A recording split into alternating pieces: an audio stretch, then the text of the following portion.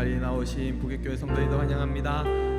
우리가 이 시간 우리의 약할 때 강함 되시는 주님을 바라보시며 또 찬양하며 주님 앞에 나가기를 원합니다.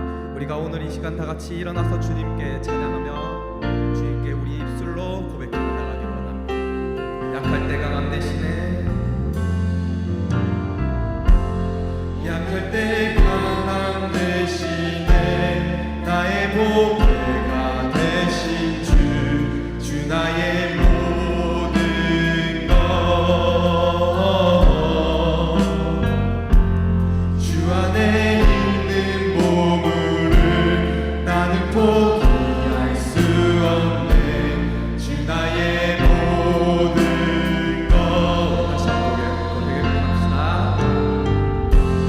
약할 때 강함 되시네, 나의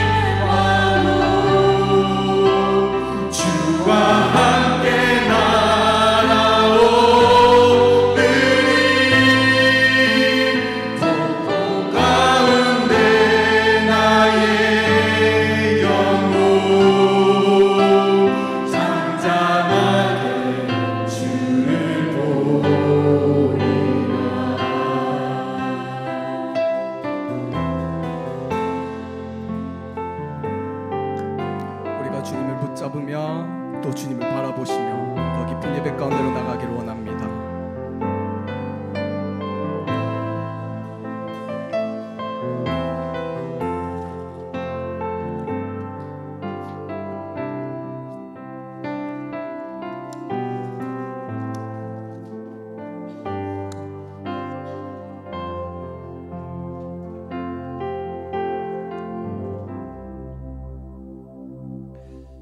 하나님은 우리의 피난처시요 힘이시니 환난 중에 만날 큰 도움이시라.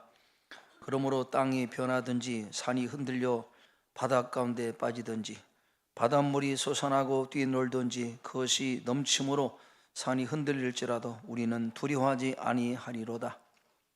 이르시기를 너희는 가만히 있어 내가 하나님 됨을 알지어다. 내가 문나라 중에서 높임을 받으리라. 내가 세계 중에서 높임을 받으리라 하시도다. 만군의 여호와께서 우리와 함께 하시니 야곱의 하나님은 우리의 피난처시로다. 아멘. 하나님은 영이시니 예비하는 자가 영과 진리로 예비할지어다. 하나님, 이 날을 구별하시고 복을 주시려고 택한 하나님의 사람을 주님의 전으로 불러주셔서 감사합니다. 전심으로 마음을 다해서 하나님을 바라보고 하나님을 예비하는 우리 모두가 되게 도와주시옵소서. 성령께서 임하시고 한 분 한 분 성령 충만함으로 기름 부어 주시옵소서. 마음의 염려, 걱정, 두려움을, 불안을 다 제하시고 하늘의 소망, 평강, 믿음을 부어 주시옵소서. 하나님을로 영광 받아 주시옵소서. 예배를 통해, 찬양을 통해, 기도와 말씀을 통해 회복되게 하시고 치유하시고 다시 힘을 얻는 복된 시간 되게 도와주시옵소서. 예수님 이름으로 기도드리옵나이다. 아멘. 사도신경 우리의 신앙을 고백하겠습니다. 나는 전능하신 아버지 하나님 천지의 창조주를 믿습니다. 나는 그의 유일하신 아들 우리 주 예수 그리스도를 믿습니다. 그는 성령으로 잉태되어 동정녀 마리아에게서 나시고 본디오 빌라도에게 고난을 받아 십자가에 못 박혀 죽으시고 장사된 지 사흘 만에 죽은 자 가운데서 다시 살아나셨으며 하늘에 오르시어 전능하신 아버지 하나님 우편에 앉아 계시다가 거기로부터 살아있는 자와 죽은 자를 심판하러 오십니다. 나는 성령을 믿으며 거룩한 공교회와 성도의 교제와 죄를 용서받는 것과 몸의 부활과 영생을 믿습니다. 아멘. 복음성가 나의 믿으신 여호와여, 함께 가사를 생각하시면서 찬양하겠습니다.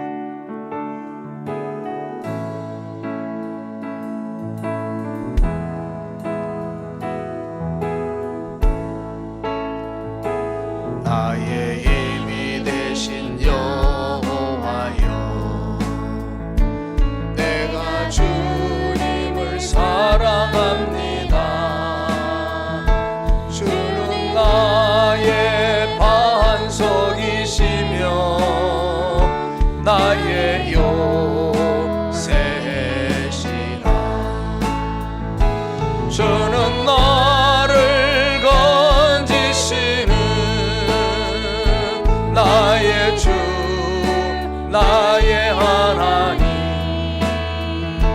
나의 피할 바이시요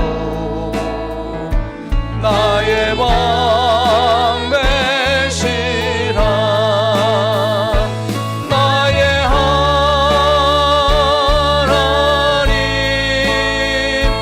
나의 하나님, 구원의 뿌리시요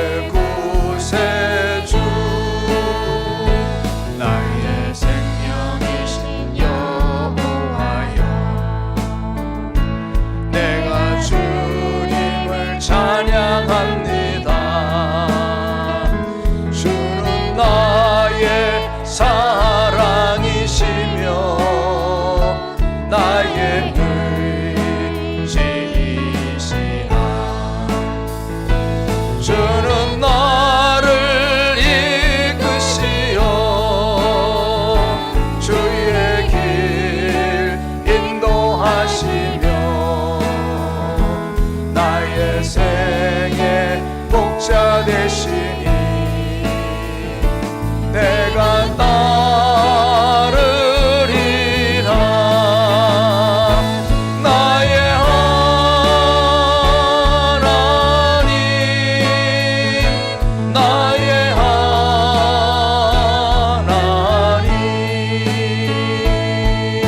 생명의 면류관으로 내게 씌우소서.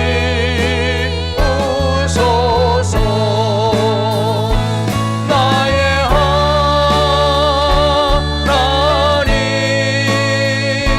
나의 하나님,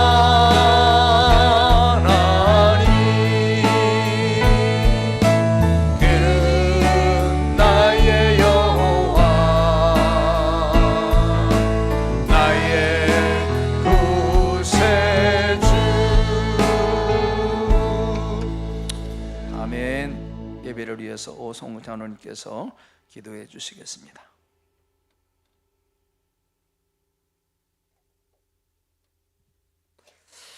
나의 힘이 되신 여호와여, 주님을 찬양하나이다.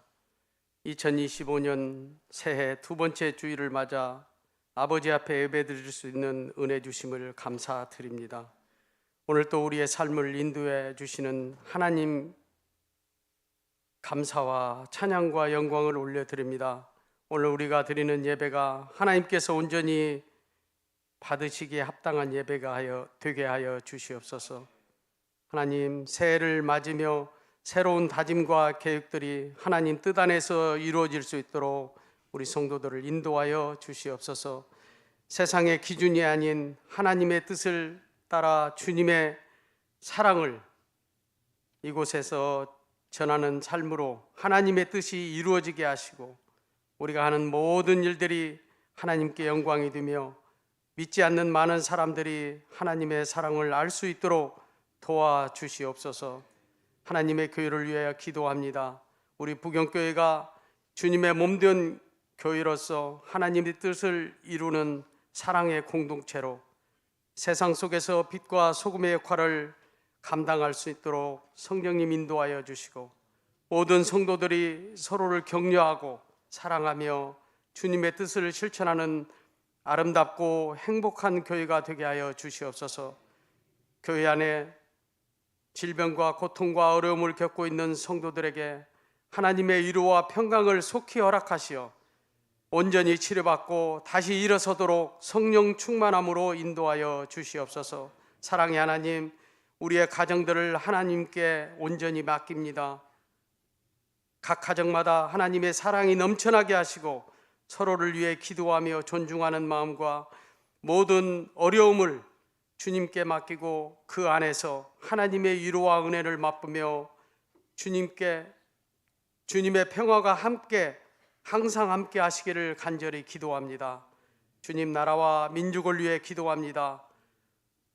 우리 유정자들과 지도자들에게 하나님의 지혜와 분별력을 주시어서 하나님의 공의와 정의가 실현되는 사회가 되게 하여 주시옵소서.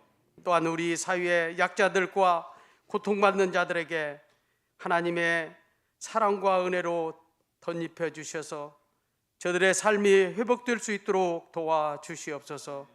이 시간 단위에 세우신 사랑하시는 담임 목사님을 통하여 생명의 말씀을 받기를 사모하며 기대합니다. 성령 충만하게 하여 주시고 말씀을 받는 모든 성도들에게 듣고 실천하여 치유와 회복의 은혜를 받아 실천하며 기쁨으로 감사함으로 우리 인생의 왕이신 하나님께 영광을 돌리게 하여 주시옵소서. 특별히 금년 한 해에는 우리가 하나님을 더욱 사랑하게 하시고 믿음 안에서 항상 기뻐하며 쉬지 말고 기도하여서 응답받고 범사에 감사가 넘치는 은혜 충만한 모든 성도들이 되게 하여 주시옵소서.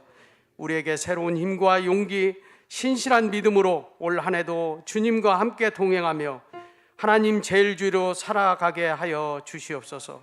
이 시간 예배에 헌신하며 수고하는 찬양대와 성가대, 이름 없이 빛도 없이 섬기시는 모든 성도들에게 하늘의 상급으로 채워주시고 우리의 모든 삶 속에 하나님의 평안과 그 크신 사랑과 풍성한 은혜로 부어 주실 줄 믿사오며 모든 영광 하나님께 올려드리었고 십자가에서 죽으시고 부활하사 우리에게 새 생명 허락하여 주신 예수 그리스도의 이름을 받들어 간절히 기도하옵나이다. 아멘.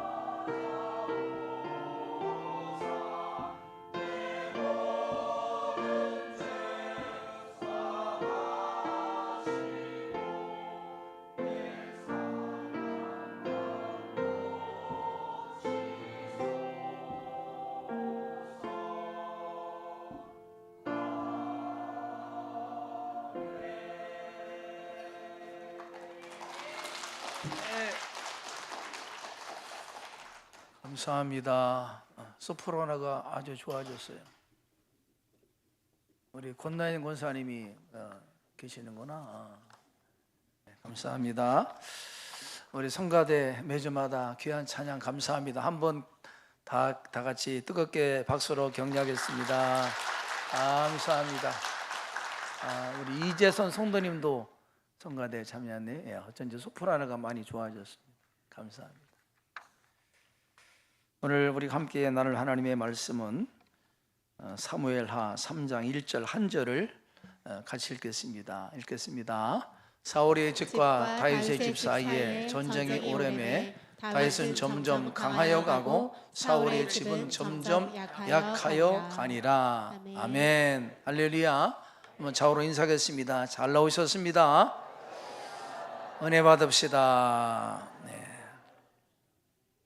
1970년대 우리나라 그 정신 사상계를 선도했던 두 분 교수님이 계십니다. 한 분은 금년 105세가 되신 연세대학교 철학과 명예교수인 김형석 교수님, 105세십니다. 여전히 왕성하게 강연과 집필을 하시는 분이십니다. 이분이 105세가 되어 보니까 깨달은 것이 있는데, 만나지 말아야 될 사람, 정말 피해야 될 사람이 있답니다. 피해야 될 사람. 그 사람 1위가 누구냐면은 부정적인 사람을 피하라. 부정적인 사람, 자기 안 좋다는 거죠. 두 번째 교수님은 그 숭실대학교 명예 철학 교수인 안병국 교수님입니다. 이분이 두 분이 1970년대 우리나라 이제 사상계를 주도했던 그런 분이거든요. 이분이 쓴 책 중에 때를 알아라 하는 책을 썼는데, 그 책에서 네 기둥이라고 하는 그 챕터에서 이렇게 말했습니다. 집에 4개의 기둥이 있듯이 인생에도 4개의 기둥이 있다. 인생 사주론. 첫 번째 기둥이 건강, 두 번째가 경제, 직업, 세 번째가 가정, 네 번째가 가치관, 세계관이라고 얘기했습니다. 이분 말씀처럼 어떤 분은 사회적으로 신분이 있는데 돈도 많은데 가치관이 잘못돼서, 인생관이 잘못돼서 이상한 방향으로 가는 사람이 많이 있습니다. 생각의 문제. 또 한 사람은 돈은 많은데 건강이 안 좋아서 자신도 가족도 고생하는 그런 인생이 있습니다. 어떤 분은 돈도 많고 몸도 건강한데 가정이 무너져서 방황하는 인생이 있어요. 이 4가지가 중요합니다. 건강과 두 번째가 뭐죠? 경제, 직업, 세 번째가 가정, 네 번째가 가치관, 세계관, 인생관. 이 4가지가 중요하다. 여러분, 하나님의 말씀 안에서 이 4가지가 기둥이 든든해서 튼튼한 인생을 세워가는 우리 부경 성도 다 될 수 있기를 주의 이름으로 축복합니다. 오늘 성경 부분 다시 한번 읽겠습니다. 다시 한번 읽어볼까요? 3장 1절, 사무엘상 3장 1절. 다시 한번 같이 읽겠습니다. 시작. 사울의 집과 다윗의 집 사이에 전쟁이 오래매 다윗은 점점 강하여 가고 사울의 집은 점점 약하여 가니라. 이 말씀을 자세히 보면은 수긍이 안 갑니다. 왜냐하면은 세상적인 기준으로 보면은 사울 집은 왕족이요, 왕족. 권력이 있고 힘도 있고 군사도 있는 막강한 집안입니다. 반면에 다윗의 집은 저 시골 베들레헴의 목부 집안입니다. 가난합니다. 힘이 없어요. 그런데 이 두 집 사이에 전쟁이 벌어졌는데 너무도 뻔한 것 같은데, 오히려 성경은 다윗은 점점 강하여 가고 왕의 집안 사울은 점점 약하여 쇠락, 몰락했다, 그렇게 말합니다. 좀 이상하지 않습니까? 인간적으로 보면은요, 사울 집이 이겨야 됩니다. 왕이니까, 권력이 있으니까, 군대도 있으니까. 그런데 성경은 오히려 왕족인 사울의 집은 망하고 약하여 가고 저 시골 목부 집안 약한 이 다윗의 집이 흥한다, 그렇게 말씀. 이유가 무엇일까? 비결이 무엇일까? 오늘 저는 사무엘상 그 말씀을 가지고 이 다윗 집안의 승리의 비결에 대해서 함께 말씀을 나누겠습니다. 그래서 사울과 다윗의 삶을 비교하면서 4가지 면에서 그 이유를 찾아보려고 합니다. 오늘 말씀이 제목에 따랐습니다. 신앙의 4기둥. 잘 깨달아서 여러분의 인생도 집안도 다윗처럼 점점 강해져가는 그런 복된 인생 될 수 있기를 주의 이름으로 축복합니다. 첫 번째 따라서입니다. 예배의 기둥. 예배입니다. 예배. 성경을 보시면요, 다윗과 사울의 가장 극명한 차이점은 왕인 사울의 삶에 예배가 있다 없다? 없어요. 반면에 목동 다윗의 삶에는 예배와 기도가 있다 없다? 가득합니다. 넘쳐납니다. 좀 이상하지 않습니까? 왕인데 그 삶에 예배가 없어요. 목동 출신인데 그 삶에 예배가 가득합니다. 다윗이 쓴 시편 전체가 예배고 기도입니다. 어쩌면 다윗은 자기를 왕으로 불리기보다도, 용감한 장군으로 불리기보다도 예배자로 불리는 것을 더 좋아했을 것 같아요. 예배자. 여러분, 하나님께서 우리를 지으시고 구원하신 가장 으뜸가는 목적이 무엇입니까? 이사야 43장 21절에 나와 있습니다. 읽겠습니다. 이 백성은 내가 나를 위하여 지었나니 나를 찬송하게 하려 함이라. 우리를 지은 목적이 우리를 통해서 찬송과 예배를 받기 위함이다. 그렇게 성경이 말씀합니다. 이 말은 하나님께서 우리를 부르신 가장 우선되는 첫 번째 부르심의 자리는 목사도 아니고 장로님도 아니고 권사님도 아니고 안수집사도 아니고 교사도 아니고 첫 번째 부르심의 자리가 뭐라고요? 예배입니다. 예배가 하나님의 부르신 최우선의 목적이라는 거죠. 때문에 목회자가 조심할 것이, 예배 인도자가 됐는데 예배자가 될 수 없을 수가 있어요. 인도만 하고 정작 자신은 예배를 실패할 수 있다는 거죠. 우리 경배 찬양도 마찬가지입니다. 경배 찬양을 인도하는데 정작 자기는 예배자가 될 수 없을 수가 있어요. 그래서 항상 예배 인도자이기 전에 나는 예배자다. 우리 경배 찬양팀 예배 인도자가 되지 말고 예배자가 되길 바랍니다. 예배자. 여러분, 예배 인도 찬양 경배 끝이 아니라 여러분도 예배자가 되어 하나님께서 기뻐하십니다. 말씀을 묵상하면서 알게 된 것은 다윗을 다윗되게 한 가장 커다란 요인이 뭡니까? 주님을 향한 전심의 예배가 다윗을 다윗되게 했다. 그렇게 저는 생각합니다. 다윗을 무엇으로 예배입니다. 다윗은 그래서 다윗성 안에 휘장을 쳐놓고 다윗의 장막을 만들고 24시간 예배를 얼마나 사모했는지. 여러분, 다윗의 이런 예배 영성이 언제 형성됐습니까? 사울에게 쫓겨서 그 광야, 정처 없는 그 시련 때, 고통의 때, 그 역경의 순간에 다윗은 하나님을 예배했어요. 그리고 그 예배를 통해서 하나님은 다윗을 높이신 것을 볼 수 있습니다. 여러분 중에 시련을 만났습니까? 역경을 만났습니까? 예배의 자리에 나오신 예배 속에 온갖 비밀이 다 있습니다. 따라서 예배가 보물이다. 어떤 책 제목이 그래요. 예배가 보물이다. 그래요, 맞는 것 같아요. 여러분, 예배는 단순히 어떤 그런 찬송, 말씀 이런 형식이 아니라 예배가 엄청난 비밀입니다. 보물이에요. 성령께서 함께 하시고 하늘의 지혜가 부어지고 용기가 생기고 믿음이 생기고 희망을 갖게 되고 평안이 부어지고 성령께서 각 사람에게 찾아와 주시고 회복되고 치유되고 그 예배 속에 온갖 좋은 것이 다 있는 자리가 예배입니다. 예배 자리가 얼마나 귀한지 몰라요. 예배라고 하는 단어의 헬라어 단어가 죄송합니다. 프로스큐니오라고 합니다. 프로스큐니오. 그리고 복이라고 하는 단어가 이브리 말로 바라크입니다. 바라크. 근데 이 두 단어가 유사점이 있어요. 유사점. 헬라어로 프로스큐니오는 하나님을 송축하다, 무릎을 꿇다, 입을 맞추다. 그것이 예배라고 하는 단어인데 바라크, 복이라는 단어에 똑같습니다. 하나님을 송축하다, 무릎을 꿇다. 이 두 단어가 비슷합니다. 뭘 말합니까? 예배와 복은 깊은 연관이 있다.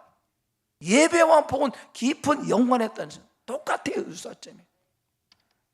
그러므로 마음의 무릎을 꿇고 전심으로 하나님을 예배하고 송축하는 예배의 시간은 하나님의 복이 임하는 시간입니다. 그 예배가 얼마나 복인지 몰라요.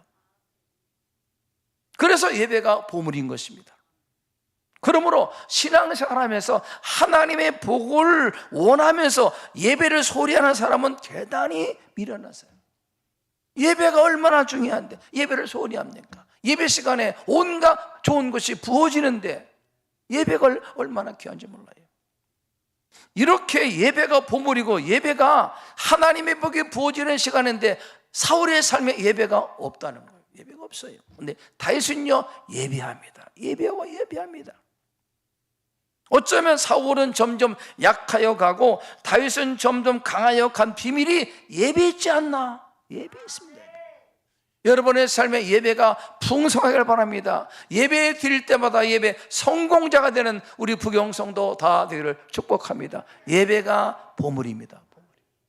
아모스서 5장 25절 볼까요? 아모스 5장 25절 이런 말씀이 있습니다. 읽겠습니다. 이스라엘 족속아 너희가 40년 동안 광야에서 희생과 소제물을 내게 드렸느냐? 반문입니다. 반문. 하나님의 말씀은 너희가 40년 광야 기간에 나에게 소제 희생제물을 드리지 않았다. 나는 받지 않았다. 그 얘기 받지 않았다는 겁니다. 근데 사실상 이스라엘 백성은 광야 40년 동안에 날마다 예배했습니다. 제사 드렸는데 주님은 안 받았다는 겁니다. 언제 드렸느냐? 반문하는 거예요.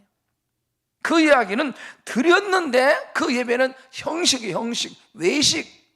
예배 드리면서도 마음은 딴데 자기만 우상인가 했으니까 하나님께서 너희가 드린 예배를 내가 받지 않았다 그렇게 말씀하는 겁니다.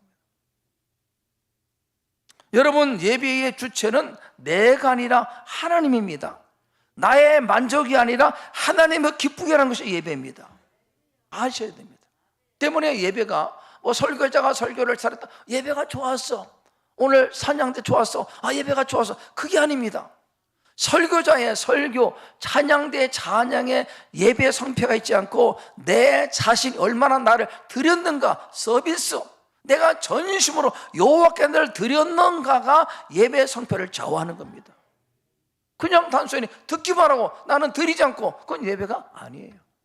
전심으로 나의 전부를 다해서 정성과 영으로 마음으로 예배를 드리고 서비스 나를 드려야 하나님의 예배를 받으신다는 거예요.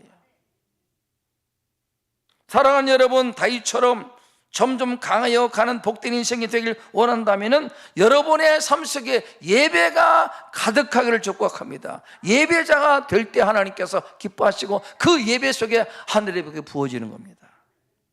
그러므로 예배 성공자 다 되시는 우리 부경성도 돼서 여러분의 인생이 점점 가해가는 이 복을 받는 성도 되기를 축복합니다. 예배의 기둥을 든든히 세우십시오. 예배의 기둥, 예배의 기둥.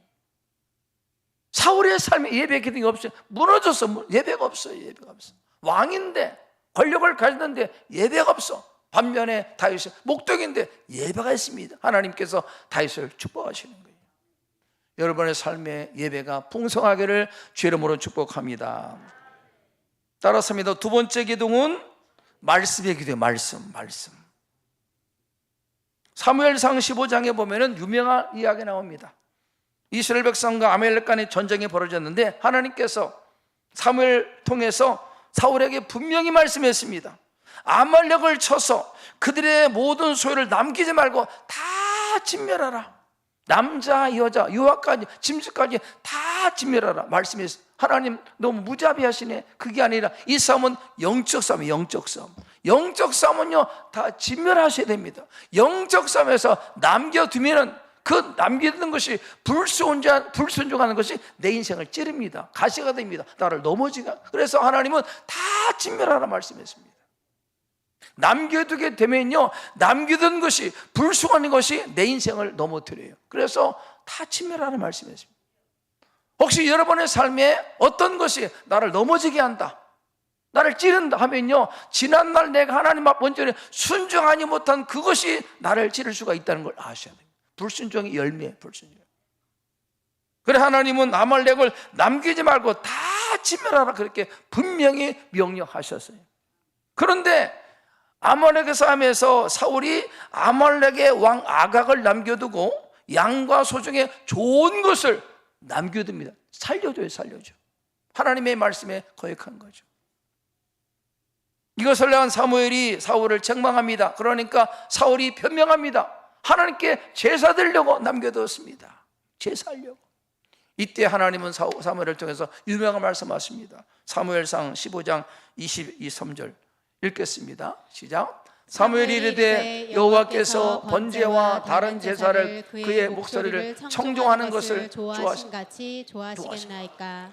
순종이 제사보다 낫고 듣는 것이 수양의 기름보다 나으니 이는 거역하는 것은 점치는 죄와 같고 완고한 것은 사신 우상에게 절하는 죄와 같음이라. 왕이 여호와의 말씀을 버렸으므로 여호와께서도 왕을 버려 왕이 되지 못하게 하셨나이다. 말씀을 듣는 것, 청종하는 것 중요합니다. 청종. 순종이 제사보다 낫고 듣는 것이 수양의 기름보다 낫다. 당신이 하나님의 말씀을 버렸으므로 하나님께서 당신을 버립니다. 말씀을 버렸으므로 당신도 버림을 받는다고 말씀했습니다. 하나님께서 분명히 말씀하십니다. 네가 나의 말을 버렸으므로 나도 너를 버린다. 말씀은 하나님 자신입니다. 말씀을 멸시하는 것은 하나님을 멸시하는 똑같은 거예요. 말씀을 멸시하지 말고. 사울의 삶은 이 말씀의 규정이 무너졌습니다. 말씀이 없어요. 번번이 변명합니다. 핑계대고 순종하지 않고 거역하고 말씀의 규정이 완전히 무너졌던 것이 사울이었어요. 반면에 다윗은 말씀에 어떤 마음을 가졌습니까?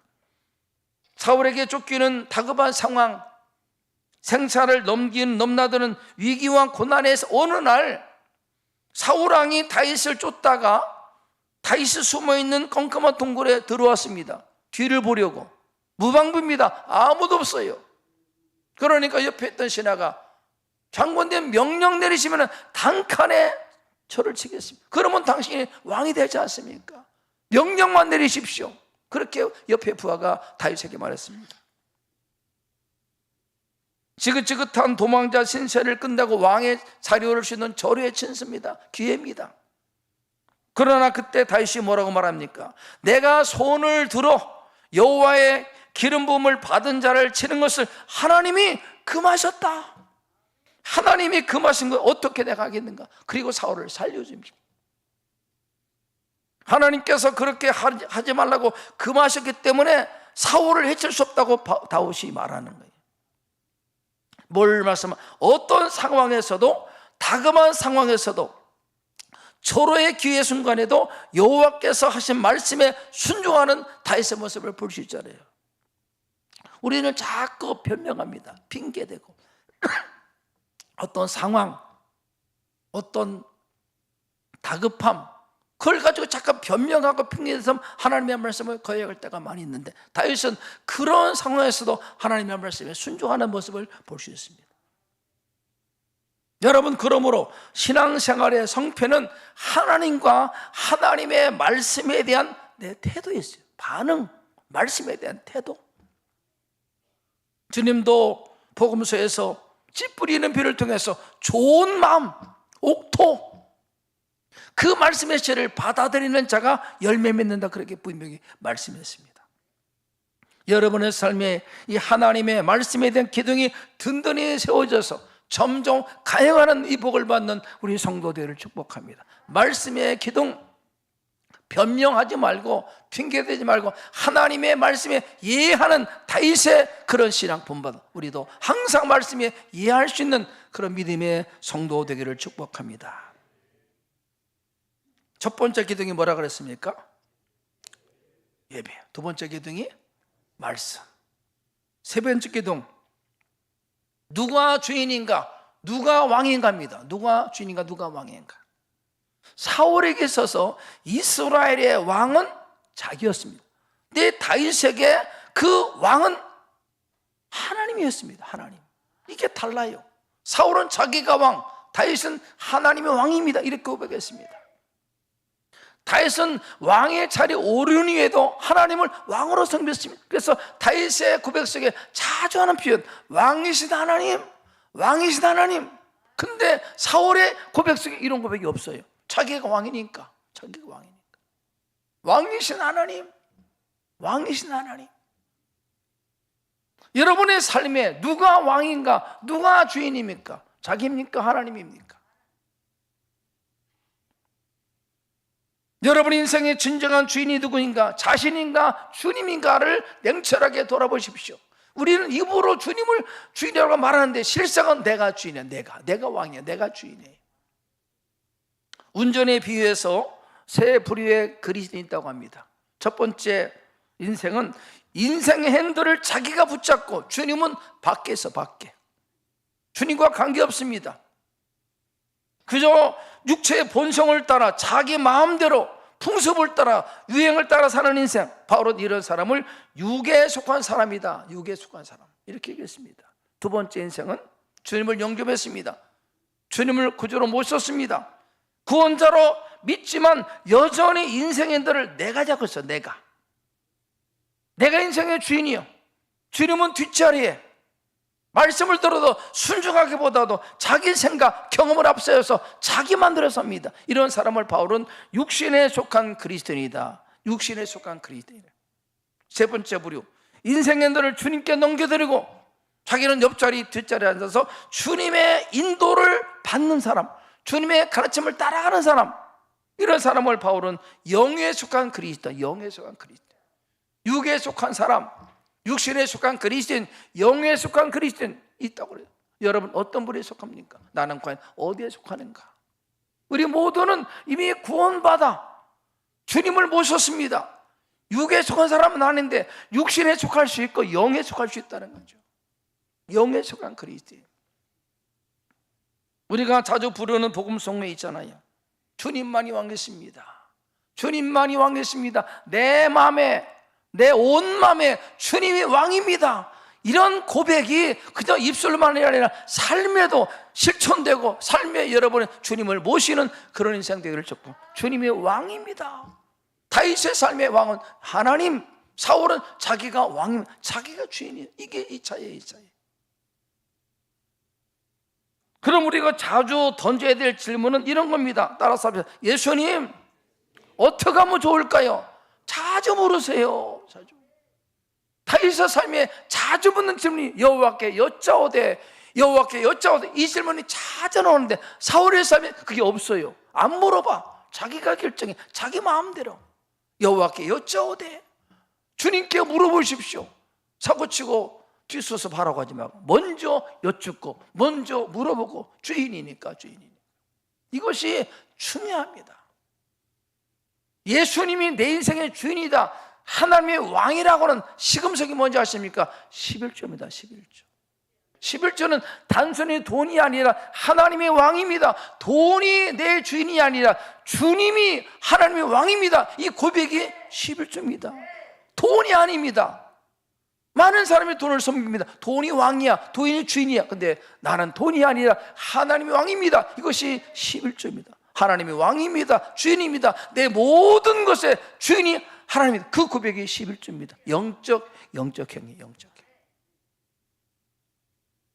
여러분의 삶에 주님이 주인 되어 주시고 하나님이 왕된 그런 삶을 살아서 다윗처럼 점점 강해져가는 그런 삶을 사는 우리 모두가 되기를 축복합니다. 주님께서 말씀하십니다. 너희는 나를 주라고 부르면서 왜 내 말이 순종하지 않느냐? 그렇죠? 말로는 주인, 로드 하는데 말을 안 들어. 자기가 일 저져놓고 주님은 뒷수습하고, 주님 도와주세요. 그게 아니라 먼저 여쭙고 먼저 구하고 먼저 주를 인정하고 주님으로 모시고 살아가는 우리 성도 돼서 점점 인생이 강해져가는 이 복을 받기를 주의 이름으로 축복합니다. 네 번째 기둥, 자기 왕국인가 하나님 왕국인가입니다. 난 어떤 나라를 세워가는가? 누구를 위함인가? 자기 왕국인가 하나님 왕국인가? 사울은 철저하게 자기 왕국 건설, 다윗은 주님 하나님 나라 왕국 건설. 이 차이입니다. 이 차이예요. 이스라엘의 진정한 왕이신 하나님의 나라를 세워나가는 다윗과 자기 왕국을 세우는 사울과 얼마나 차이가 있습니까? 이 차이예요. 오늘도 마찬가지입니다. 많은 사람이 주님을 믿지만은요, 자기 왕국, 자기건 자기 나라. 오늘날 교회 안에 갈등, 다툼의 원인이 무엇입니까? 누가 높으냐예요. 누가 높으냐. 자기가 주인 되고 싶은, 자기가 왕 되려고 하는, 자신의 이름, 자신의 주도권을, 그런 싸움이 교회 안에 벌어집니다. 자기가 주인이야. 자기 주도권 싸움. 여러분, 예수님의 공생의 첫 번째가 무엇입니까? 하나님 나라. 하나님 나라. 마지막 가르침도 하나님 나라. 여러분, 교회의 존재의 목적이 교회가 되면요, 교회가 타락합니다. 교회의 존재 목적은 교회가 아니라 하나님 나라입니다. 하나님 나라. 중세교회가 그랬잖아요. 중세교회가 왜 타락했습니까? 교회의 목적이 교회입니다. 교회, 자기 교회, 타락하는 거죠. 교회 목적은 하나님의 나라, 하나님의 왕국 건설이 교회의 목적임을 기억하시고, 진정한 그리스도의 삶의 목적은 자기가 아니라 하나님의 영광임을 기억하는 우리 성도 되기를 축복합니다. 자기 왕국이 하나님의 왕국 건설, 하나님이 그 인생을 축복하시는 거죠. 신성정 목사님이라고 계신데, 서울 충영교회, 대형교회죠. 김영삼 전 대통령이 출석했던 교회 충영교회 담임 목사입니다. 미국에 유학 가서 연세대학교 졸업하고 미국 유학 가서 철학 박사, 신학 박사, 대학원 학장까지 지낸 아주 지성과 또 영성에 뛰어난 분입니다. 신성림 목사님. 이분이 어느 날 책을 썼는데 책 제목이 내가 본 지옥과 천국입니다. 사람들이 놀랐어요. 아니, 그런 신학자, 철학자, 목사님이 이런 책을 써? 놀랐습니다. 사람들이 의아했는데 제가 관심을 갖고 읽어봤습니다. 8일 동안 자기가 경험한 지옥과 천국을 썼더라고요. 8일 동안. 이분이 학자인데, 신학자인데, 철학자인데, 훌륭한 목회자인데 이런 책을 썼어요. 이분이 그렇게 말한, 천국에서 가장 귀한 대접받는 사람이 순교자, 전도자, 순교자, 전도자라. 그러면서 이 목사님이 그래도 나름대로 자기는 목회에 성공한 사람이잖아요. 대형교회, 신학자고, 신학대학교 학장, 목회자고, 나름대로 자부심을 가졌는데 주님께서 그렇게 말하더랍니다. 너는 이 모든 것 너를 위해서 한 것이 나를 위한 것이 않았다. 자기 영광을 위해서, 자기 영광을 위해서. 목사님이 충격을 받는 충격. 그 모든 것이 나를 위해서. 주님의 말씀에 돌아보니까 그렇다는 거죠. 자기 영광을 위해서. 주님의 영광이라는 자기 영광을 위해서 충격을 받아가지고 모든 것 다 내려놓고 오지에, 캄보디아, 인도에 선교사라는 선교사 다 내려놓고 주님의 영광을 위해서. 여러분도 들었을 겁니다. 우리나라 70년대 정말 신인의 종이라고 하는 현신의 원사님 대단했잖아요. 대단해요. 그분이 환상 중에 뭐 천국에 갔는데 나름대로 자기는 수많은 사람을 고쳤으니까 대단한 상을 받을 기대했는데 가보니까 얼마나 자기 집이 초라한지. 주께서 그러더라. 이 모든 건 너는 너를 위해서 하지 나를 위해서 하지 않았다. 자기를 위해서. 이 권사님이 환상에서 깨어나서 뉘우치고 자기의 전세사 다 들여서 북한 선교를 위해서 헌신했다는 그런 일. 자기 영광을 위해서. 여러분 기억하십시오. 우리가 심판날에 주님이 보시는 것은 우리의 남은 통장 잔고아니라 어디에 썼는가 지출 어디에 썼는가 읽어보세요. 통장 잔고아니라 지출 내역을 보신다는 겁니다. 자기를 위해서, 하나님을 위해서. 오늘 여러분의 신앙의 기준 영성 깊이는요, 여러분이 한 달간 쓴 지출 내역을 보면요 알 수 있습니다. 지출 내역. 지출 내역이 무엇인가, 어디에 썼는가를 보면 대충 알 수 있습니다. 그 사람의 삶의 수준, 영성, 믿음을 알 수 있는 거죠. 여러분, 주님은 우리의 남아있는 통장 잔고를 보지 않고 지출 내역을 보신다 기억하시고, 자기를 위해 하나님의 영광을 위해서 살아가는 우리 부경성도 다 될 수 있기를 축복합니다. 이제 말씀을 정리하겠습니다. 오늘 성경 본문에 절대 권력을 가진 왕가인 사울의 집과 시골 목동 출신 다윗 집 사이에 전쟁이 벌어졌는데 누가 봐도 뻔한 전쟁인데 성경은 다윗이 승리했다, 다윗이 점점 강해져간다 말씀. 이거 무엇일까? 네 가지 기둥이에요. 첫 번째가 뭡니까? 예배. 두 번째가 말씀. 세 번째가 누가 주인인가? 네 번째가 자기 왕국, 하나님 왕국인가? 이 네 가지가 중요한 겁니다. 여러분, 오늘 말씀을 통해서 다윗처럼 점점 강해져 가고 흥한 복을 받으려면 네 기둥을 잘 세우시 바랍니다. 예배의 기둥, 여러분의 삶의 예배가 풍성하길 바랍니다. 예배와 기도가 풍성해 하셔. 말씀이 풍성하고 말씀에 대해서 변명하지 않고 이해하는 그런 믿음, 예수가 주인이고 주님이 왕인 삶, 하나님의 영광을 살아갈 때 주께서 기억하시고 여러분의 삶을 점점 강하게 풍성하게 복을 주실 줄로 믿습니다. 사랑하는 여러분, 신앙의 내기둥을 잘 든든히 써서 점점 강해가는 존귀한 가문 인생 될 수 있기를 주님의 이름으로 축원합니다. 기도드리겠습니다. 하나님 아버지, 우리 모두는 복을 받기를 소망합니다. 복을 원하면서 우리의 삶은 복받을 짓을 하지 않고 화를 받을 일을 많이 합니다. 용서해 주시옵소서. 오늘 말씀을 통해 어떻게 가난한 집 목부의 아들 다윗이 사울과의 전쟁에서 이겼는가, 승리의 비결을 말씀을 통해서 깨우쳐 주셔서 감사합니다. 하나님 아버지, 우리의 삶에 예배가 풍성하고 기도가 풍성하게 도와주시옵소서. 하나님의 말씀에 변명하지 않고 예하는 믿음을 허락해 주시옵소서. 내가 주인이 아니라 주님이 주인이고 하나님 왕인 삶을 살게 도와주시고, 자기 왕국 건설이 아니라 하나님의 영광, 먹든지 마시든지 하나님의 영원히 살아가는 우리 성도 되서 다윗처럼 점점 강해져가는 존귀한 인생, 존귀한 가문이 될 수 있도록 주님 은총과 복을 내리어 주시옵소서. 그렇게 하실 주님을 찬양하며 예수님의 이름으로 기도드리옵나이다. 아멘. 함께 찬송가 부르겠습니다. 546장.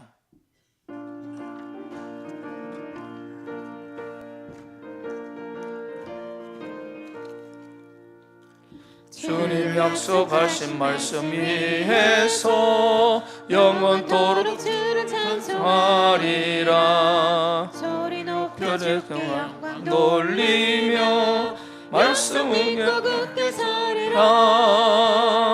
굳게 서리, 영원하신 말씀 위에 굳게 서리, 굳게 서리, 그 말씀 위에 굳게 서리라. 주님 약속하신 말씀 위에서 세상 염려 내게 엄습할 때에 용감하게 힘써 싸워 이기며 약속 믿고 굳게 서리라. 굳게 서리, 영원하신 말씀 위에 굳게 서리, 굳게 서리, 그 말씀 위에 굳게 서리라. 주님 말씀 약속하신 위에서 영원하신 주의 사랑 힘있고 성령으로 힘써 싸워 이기며 약속 믿고 굳게 서리라. 굳게 서리, 영원하신 말씀 위에 굳게 서리, 굳게 서리, 그 말씀 위에 굳게 서리라. 주님 약속하신 말씀 위에서 성령 인도하는 대로 행하며 주님 품에 항상 안식 얻으며 약속 믿고 굳게 서리라. 굳게 서리, 영원하신 말씀 위에 굳게 서리, 굳게 서리, 그 말씀 위에 굳게 서리라.